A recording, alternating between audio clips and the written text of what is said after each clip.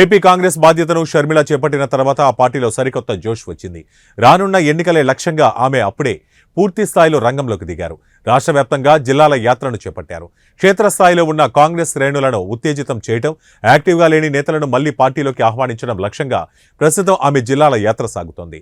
వైఎస్ఆర్ ఆత్మబంధువు, రాజకీయ మేధావి KVP Ramachandra Rao, senior నేత మాజీ మంత్రి రఘువీరారెడ్డి ఆమె పక్కనే ఉంటూ ఆమెకు అన్ని రకాల సహాయ సహకారాలు అందజేస్తున్నారు.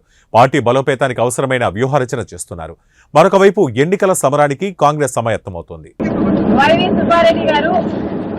అసలు మొట్టమొదట జగన్ రెడ్డి గారు అనడం వాళ్ళకు నచ్చలేదు.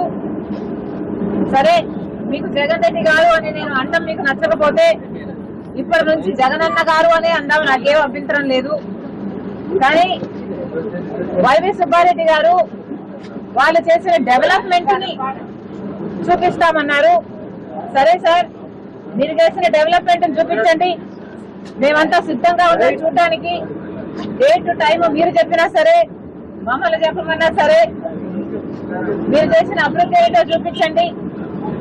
మేమే కాదు, మీడియా వాళ్ళు కూడా వస్తారు, మేధావులు కూడా వస్తారు, ప్రతిపక్ష పార్టీలు కూడా వస్తాయి. మా అందరికీ చూపించండి.